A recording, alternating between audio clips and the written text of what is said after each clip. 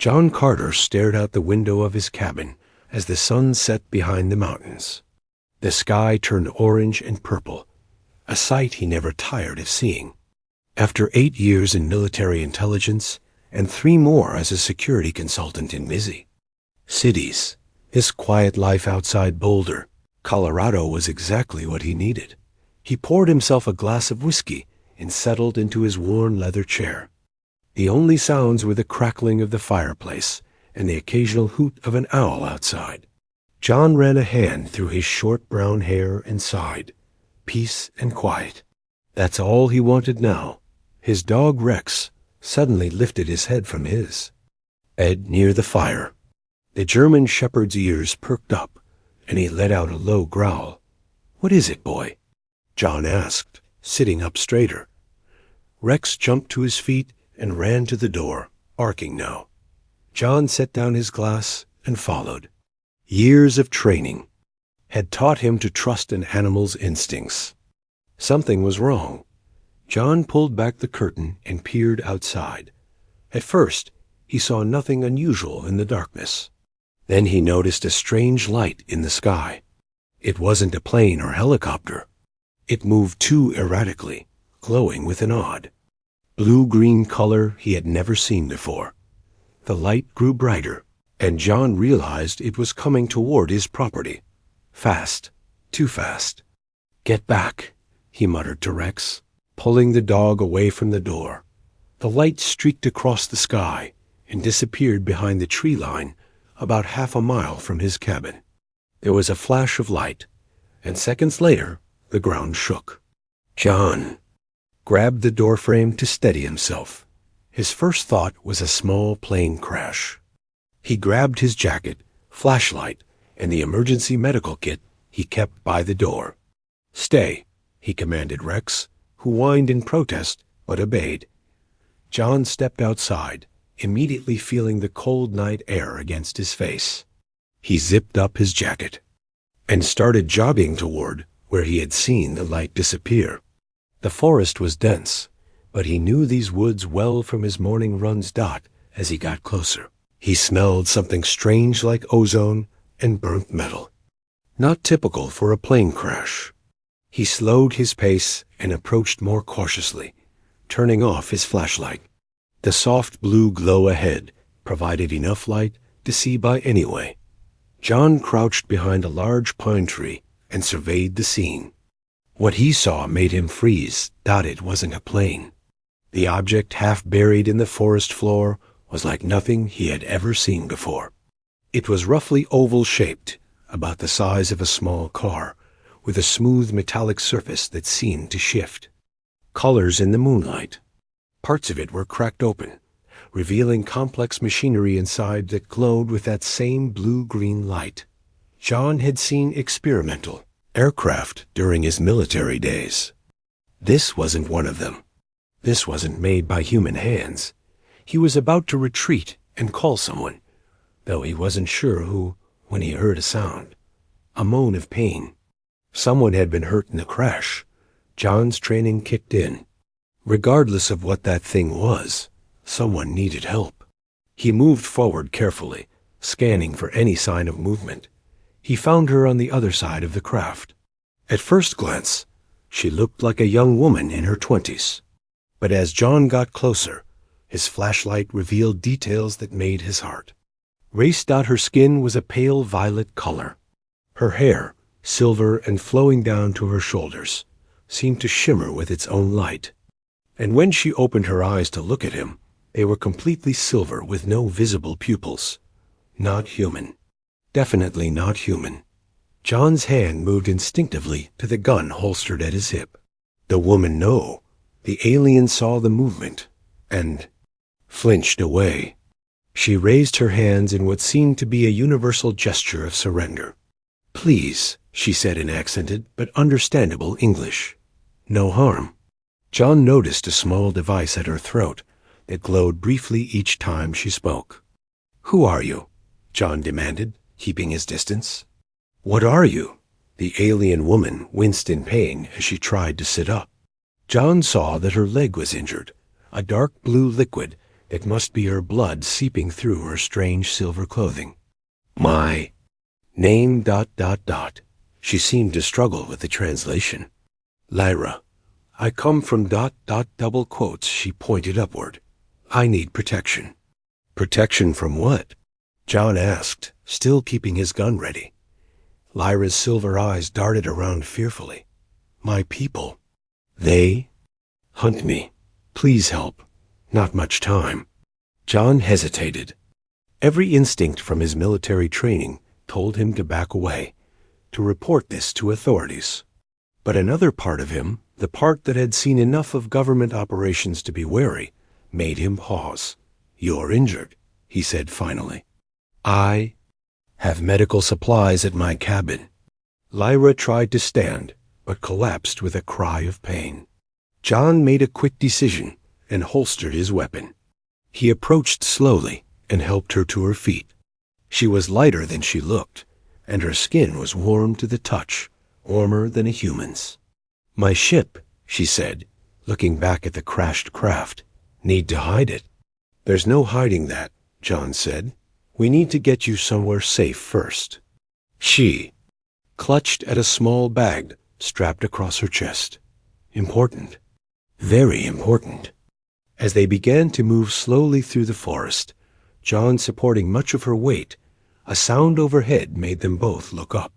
Another light was moving across the sky, similar to Lyra's craft, but larger. Lyra's face filled with terror. They come. We must hurry. John didn't ask questions. He lifted the alien woman into his arms and started running back toward his cabin. Whatever was happening, whatever she was running from, his immediate priority was getting to safety. When they reached the cabin, Rex began barking furiously at the sight of Lyra. John commanded him to be quiet as he carried the alien inside and set her gently on his couch. Let me see that leg, he said, opening his medical kit. As he cleaned the blue blood from her wound, John noticed strange symbols tattooed on her violet skin. There was also an unusual device embedded in her right wrist, something that looked both mechanical and organic. Why are they hunting you? John asked as he bandaged her injury. Lyra's silver eyes met his. I know truth about plans for Earth, not good plans. She touched the bag she refused to let go of. Proof here. They kill me for it. Kill you too, if they find me. John finished bandaging her leg and sat back on his heels. Why come to me? Why not go to the government? Lyra's expression darkened. Some in your government already know. Already help them. Cannot trust. She reached out and touched John's arm. Her fingers were long and delicate. You have good heart. I see this. Please help. Before John could respond, all the electronics in his cabin died simultaneously. His phone, the lights, even his battery powered. Radio went silent. Outside, he heard a low humming sound growing louder. Rex whined and pressed against John's leg. Lyra's face was pale with fear. They are here, she whispered. Already they search. John moved quickly, pulling the curtains closed and motioning for Lyra to stay down. Rex continued to whine softly, his body tense as he stood guard by the couch. Can they track you? John whispered, reaching for his gun. Lyra touched the strange device on her wrist. Not with this. It blocks signals. She looked up at him with fear in her silver eyes. But they saw the crash. They will search area. John thought fast. His cabin was well hidden among the trees, but a thorough search would find it eventually. He needed more information. You said some in our government are helping them. Who? What exactly are they planning? He asked. Lyra's hand tightened around her bag. 2 days have passed on your planet since I escaped. I will show you everything. But first, we must survive tonight. The humming sound grew louder, then faded, moving away from the cabin. John carefully peered through a gap in the curtains. A dark shape passed overhead, larger than any drone he had ever seen. It emitted no light, but blocked out the stars as it moved. For the next 3 hours, John and Lyra remained silent as the chief's humming sound came and went. Eventually, the night grew quiet again. The power suddenly returned, lights flickering on and startling them both. "I think they've moved on for now," John said, relaxing slightly. "But they'll be back with more searchers." In the morning, Lyra nodded. "Yes, we have small time. I must rest to heal. Then I show you why I came." John made a simple bed for her on the couch and gave her water, which she drank gratefully. He took the first watch while she slept, her silver hair glowing faintly in the darkness. Despite his training to remain suspicious, he found himself believing her fear was genuine. Whatever she was running from terrified her. When morning came, John checked outside carefully before letting Rex out briefly. The forest seemed normal, birds singing as usual. But in the distance, he spotted what looked like dust from vehicles. On the main road, someone was coming. He hurried back inside to find Lyra awake, looking stronger. The wound on her leg was already healing at an impossible rate. "Your people heal quickly," John observed. "Ilarians evolve for survival," she replied. "Now I must show you why they hunt me." She opened her bag and removed a small crystal-like object, about the size of a playing card but thicker. When she pressed her finger to it, the crystal projected a 3-dimensional image in the air between them. John stared in amazement. The image showed Earth rotating slowly, with dozens of small dots blinking around it. "Monitoring stations," Lyra explained. "My people, the Ilarians, watch Earth for 50 of your years." Not just watching, testing. The image changed to show various locations on Earth. John recognized major cities, military bases, and what appeared to be power plants. "Testing what?" he asked. "How easy to take," Lyra said grimly. "My people dying, our world poisoned by our own technology. We need new home." The image shifted again, showing what looked like massive ships hidden behind Earth's moon. "Colonization fleet," Lyra continued. "Ready in 1 Earth year. First wave takes key locations." She pointed to blinking spots that John recognized as major government centers. "Second wave brings 5 million Ilarians." John sat back, trying to process what he was seeing. "An invasion," Lyra nodded. "I worked as scout. My job to study human defenses, find weaknesses. But I saw more than Ilarian leaders wanted." The image changed again, showing Ilarians and humans working together. John recognized military uniforms, business suits, even what looked like UN officials. "These humans help Ilarians?" John asked, feeling sick. "Yes, given technology, promises of power when invasion complete. They help prepare Earth for easy taking." Lyra's silver eyes filled with emotion. "But most humans know nothing, would fight if they knew. I could not be part of this death." John was about to ask more questions when Rex began growling at the window. John moved carefully to look outside. A black SUV was driving slowly past. "His property on the dirt road. Government," John muttered. "But which side are they on?" Lyra quickly shut off the projection. "Cannot trust any officials. They look for me everywhere now." John's phone rang suddenly, making them both jump. He checked the number and froze.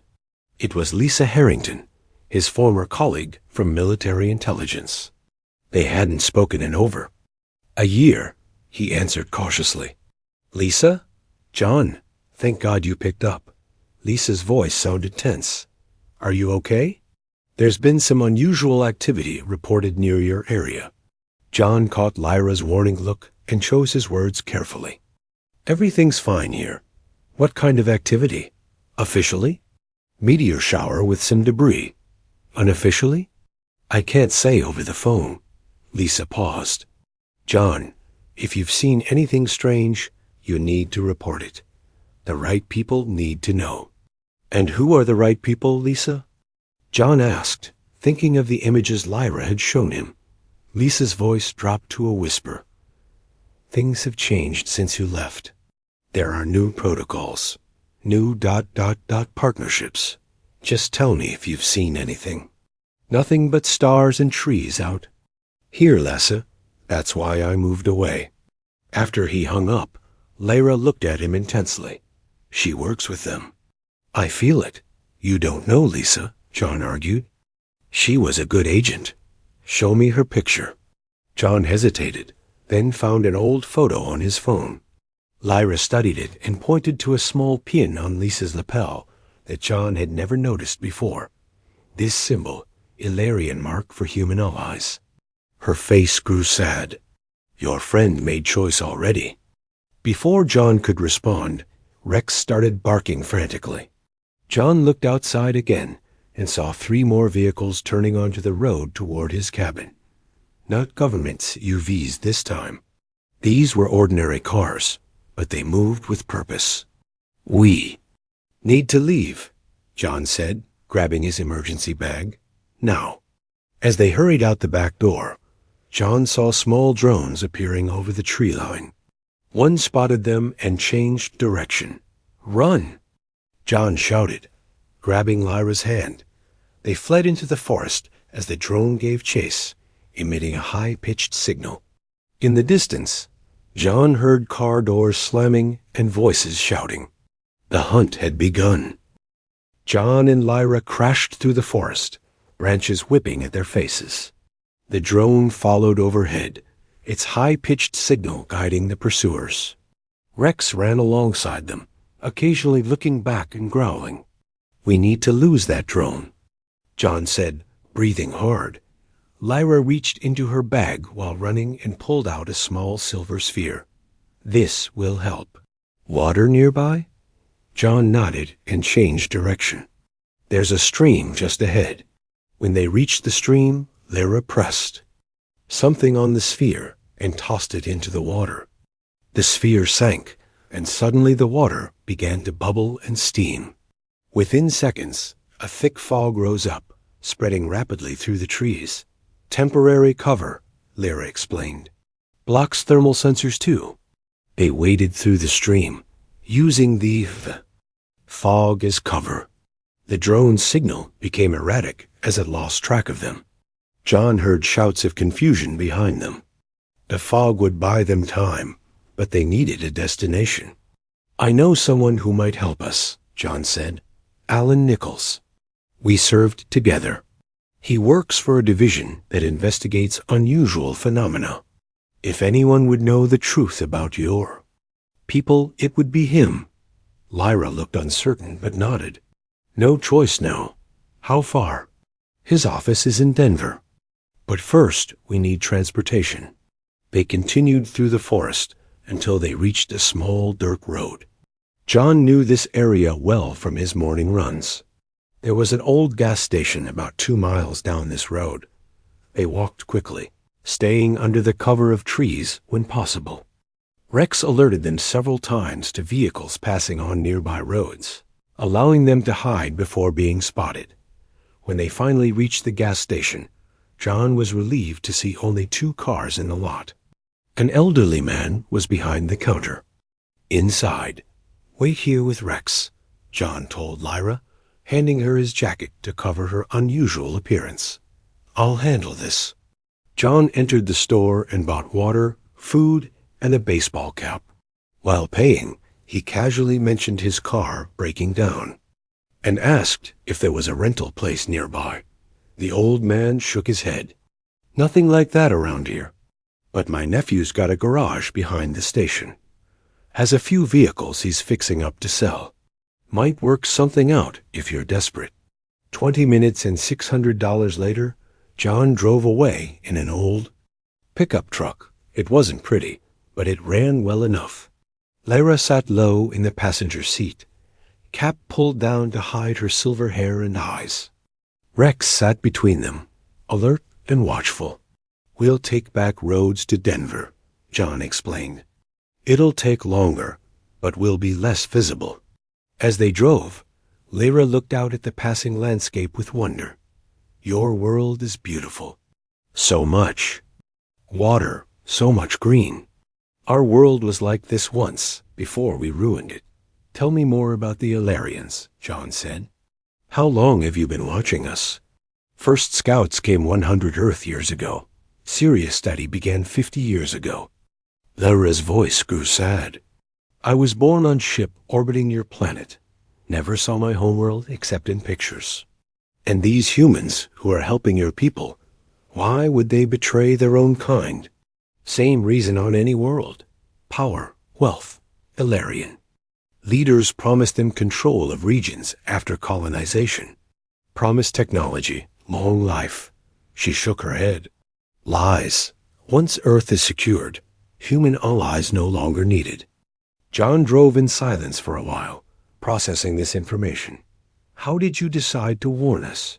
To defect? Lyra looked down at her hands. I was assigned to study human family structures. I watched children play. Parents care for them. Saw love. Between humans. Her silver eyes met his. We lost this on my world. Only power matters now. I could not help destroy what my people have forgotten. They were about an hour outside Denver when John's instincts flared. A black SUV had been behind them for the last 10 miles, keeping a consistent distance. I think we're being followed, he said quietly. Lyra tensed and checked the side mirror. Government vehicle? Maybe. There's a turn coming up. I'll take it fast and see if they follow. John suddenly turned the truck onto a smaller road. The SUV immediately sped up and followed. No doubt now they were being tailed. Hold on, John warned, pressing the accelerator to the floor. The old pickup roared as John pushed it to its limits, taking sharp turns and looking for any way to lose their pursuer. The SUV stayed close behind, obviously driven by someone with professional training. They're too good, John muttered. We need another option. Lyra pointed ahead. Construction site.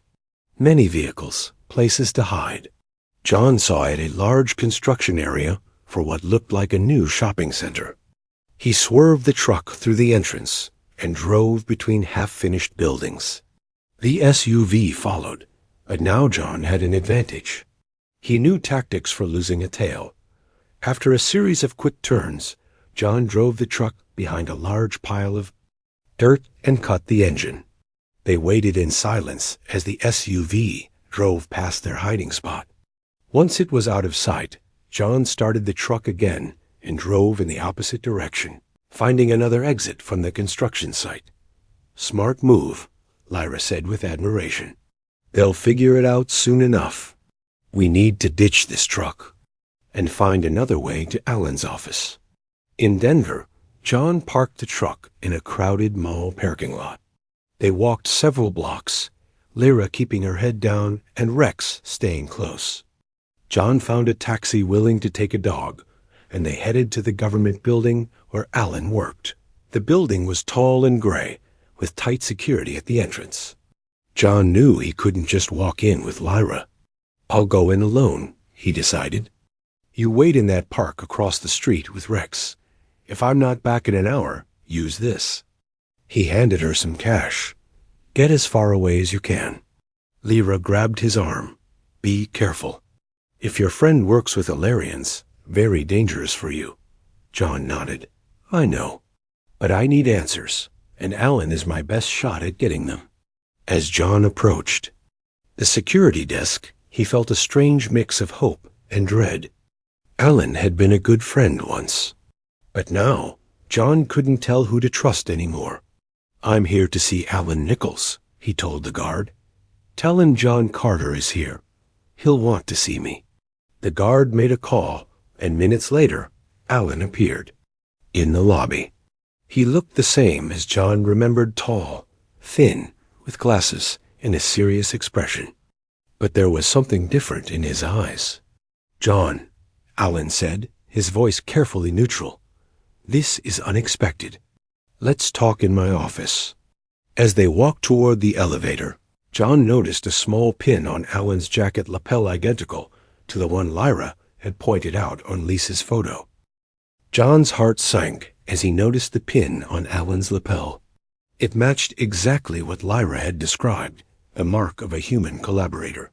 Still, he kept his face neutral as they rode the elevator to the 10th floor. He needed information and showing. His hand too early would be dangerous. Alan's office was small, but had a large window overlooking the city. He closed the door and motioned for John to sit down. "It's been a while," Alan said, studying John carefully. "What brings you here?" John decided on a partial truth. "I saw something crash near my cabin 2 nights ago.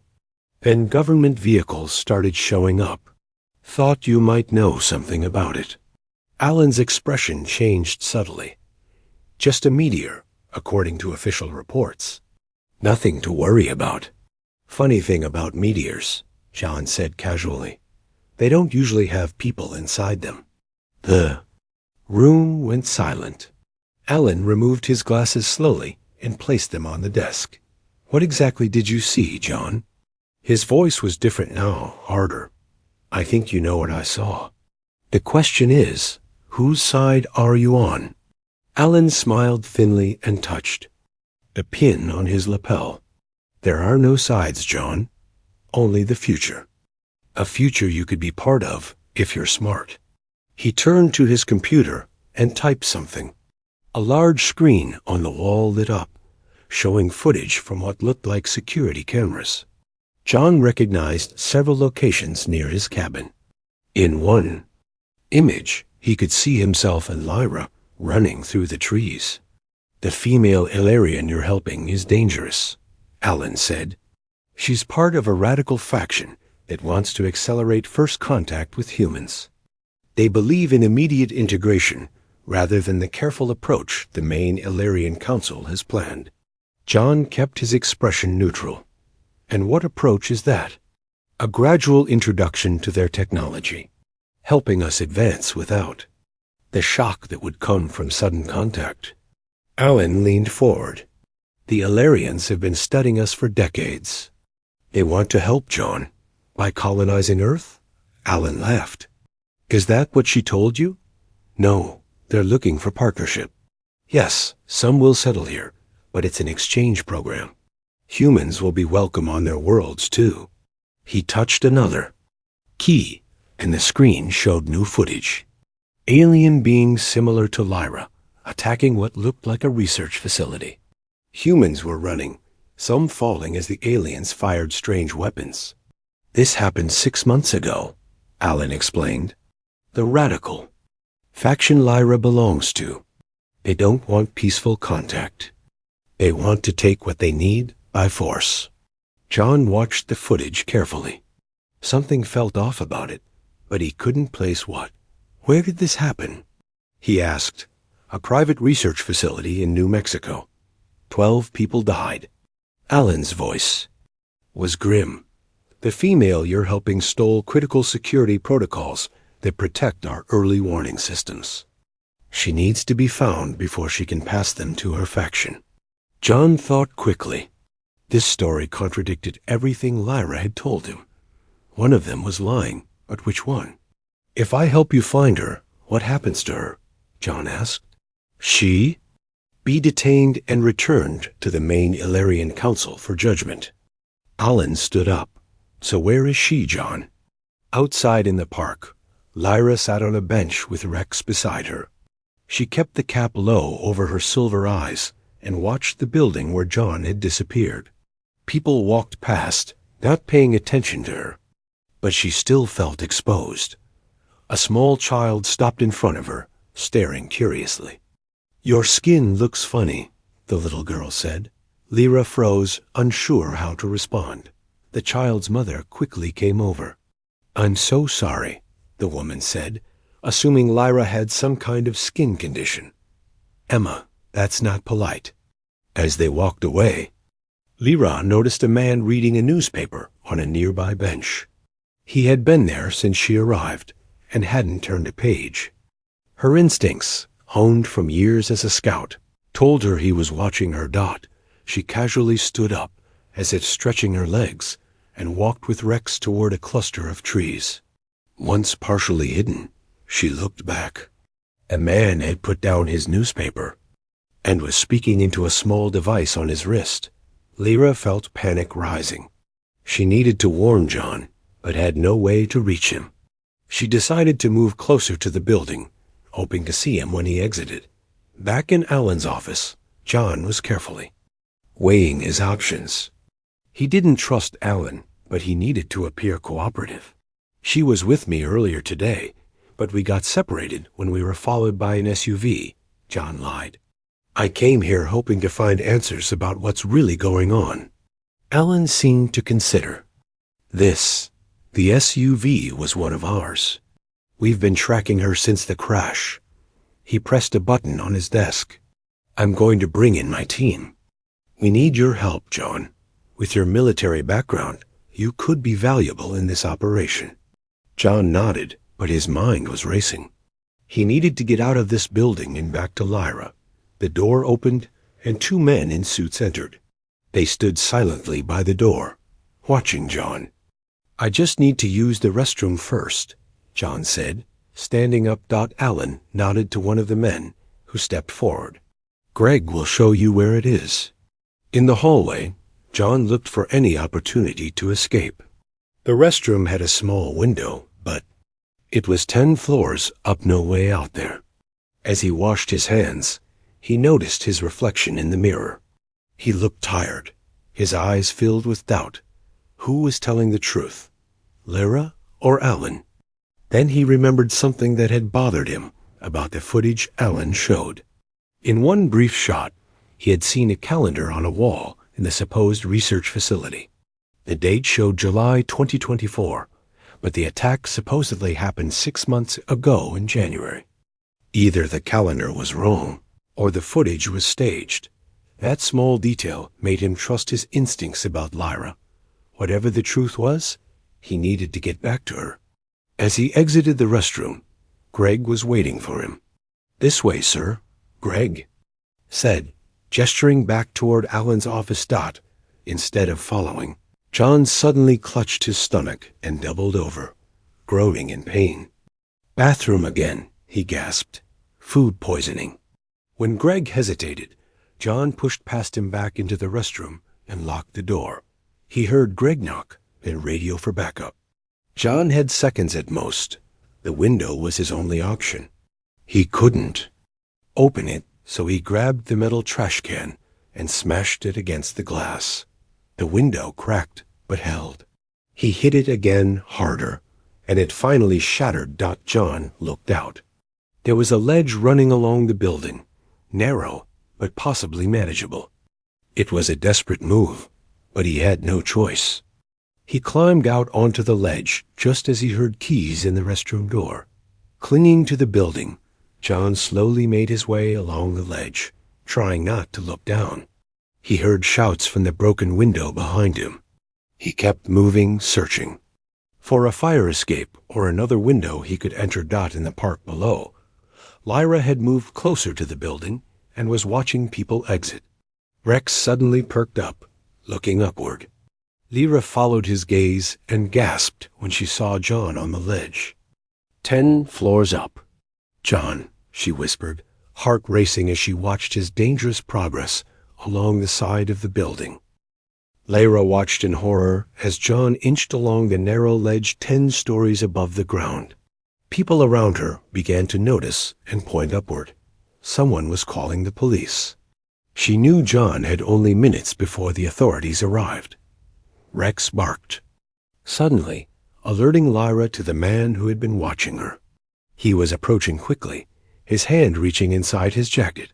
She had to act fast. Lyra knelt beside Rex and whispered something in the dog's ear while pointing at the approaching man. Rex immediately bounded toward the man, barking fiercely.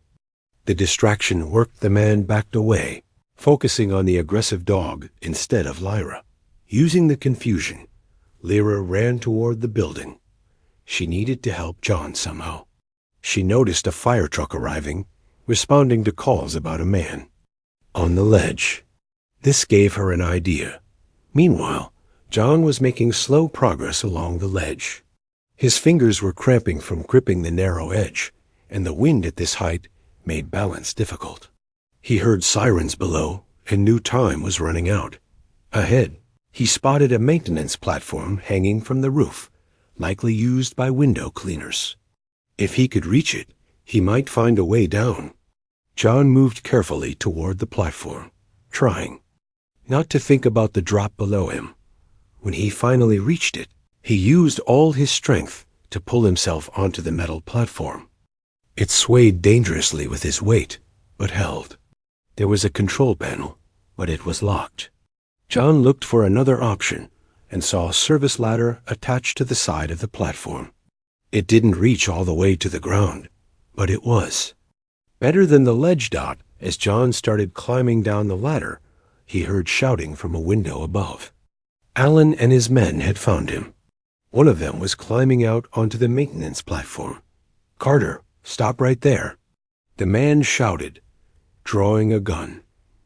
John climbed faster, knowing he was an easy target on the ladder. A shot rang out, missing him. By inches, he kept moving, reaching the end of the ladder still 5 floors above the ground dot below. Firefighters were setting up a rescue operation.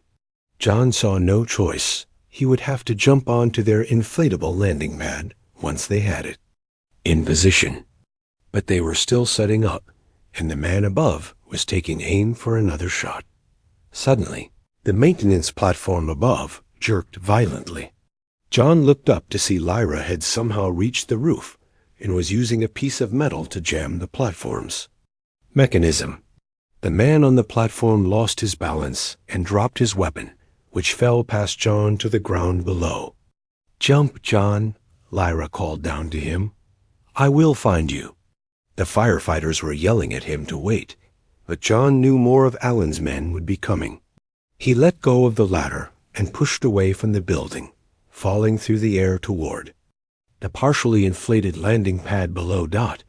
The impact knocked the wind out of him, but the pad absorbed enough of the fall to prevent serious injury.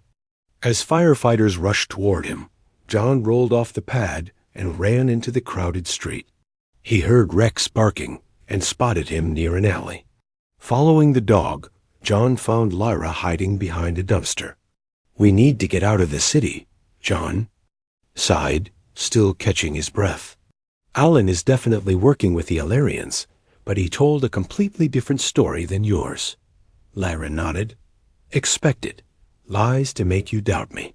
I saw something in the footage he showed that didn't add up," John explained.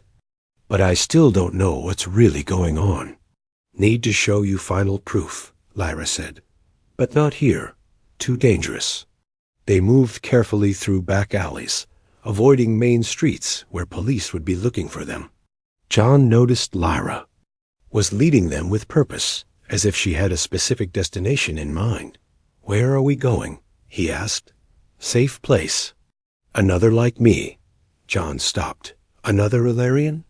You never mentioned others." Lyra turned to him, her silver eyes earnest. "Not all my people agree with invasion. Small group works against main council. I'm not alone in wanting to protect Earth." They reached an old warehouse district and approached a building that appeared abandoned. Lyra touched her wrist device in a specific pattern, and a hidden door slid open in what had looked like a solid wall. Inside, John was surprised to see advanced technology mixed with ordinary Earth furniture. A tall male Ilarian with copper-colored skin stood waiting for them. Behind him were 2 more Ilarians, and surprisingly, 3 humans. "This is Kale," Lyra introduced the copper-skinned Ilarian, "leader of our resistance." Kale stepped forward and extended his hand in a human gesture. "John Carter. Thank you for helping Lyra. She took great risk to get crucial information." John shook his hand cautiously. "I'm still not sure who to believe. Alan Nichols showed me footage of Ilarians attacking humans." "Staged," one of the humans said, stepping forward. She was an older woman with short gray hair. I'm Dr. Claire Morgan. I worked for the government program studying Alarian technology until I discovered what they were really planning. She led John to a computer terminal and showed him files she had stolen before defecting.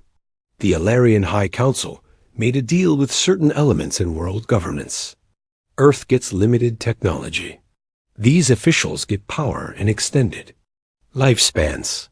In exchange, they help prepare Earth for full colonization. The attack footage was created to discredit any Alarians who might try to warn humans, Cale explained. They knew some of us opposed the plan. Lyra placed her crystal on a device in the center of the room. It projected a much larger version of what she had shown John earlier, but with more detail. It showed troop movements, invasion corridors, and lists of human collaborators. John recognized many high-ranking officials. The colonization fleet arrives in 1 Earth year, Cale said, gravely. But advance forces are already here, preparing key locations. Why are you helping us? John asked. You're betraying your own people. Cale's expression grew sad. Ilarians once valued peace above all. Our leaders abandoned this path when our world began dying. This invasion plan, it will destroy what makes humanity special, the same qualities our people have lost. He gestured to the humans in the room. These brave few understand what we fight for. John took a deep breath, finally making his decision. What can I do to help? Before anyone could answer, alarms blared throughout the facility. One of the Alarians rushed to a monitoring station. Multiple vehicles approaching, she reported. Human and Ilarian energy signatures. They must have tracked us, Lyra said, looking at John with worry. Dr. Morgan quickly accessed another terminal. We need to transmit the evidence now.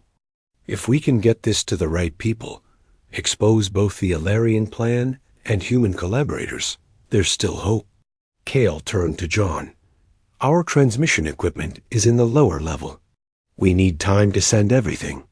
Can you help us defend this position? John nodded, his military training taking over. Show me what we're working with. As they prepared for the coming assault, John found himself standing next to Lyra. Despite everything, he felt certainty for the first time since finding her crash site. I'm sorry I doubted you, he said quietly. Lyra smiled, her silver eyes reflecting. The emergency lights. Doubt is human. Trust is choice. You chose well in end. Outside, vehicles surrounded the warehouse. Alan stepped out of the lead SUV, now wearing what looked like advanced body armor. Next to him stood a tall Ilarian with black skin and cold eyes. Ilarian troops with energy weapons lined up alongside human special forces. Inside, John checked the makeshift barricades and defensive positions. Rex stayed by his side, sensing the coming conflict. Dr. Morgan worked frantically at the transmission equipment while the others prepared for battle. Transmission at 30%, she called out. We need 5 more minutes. John looked at the determined faces around him, Ilarian and human alike, working together to save Earth from conquest. He realized that true aliens weren't defined by their appearance or origin, but by their willingness to understand and protect each other. As the first explosion rocked the warehouse door, John readied his weapon. Whatever happened next, he had finally found a cause and people he could trust.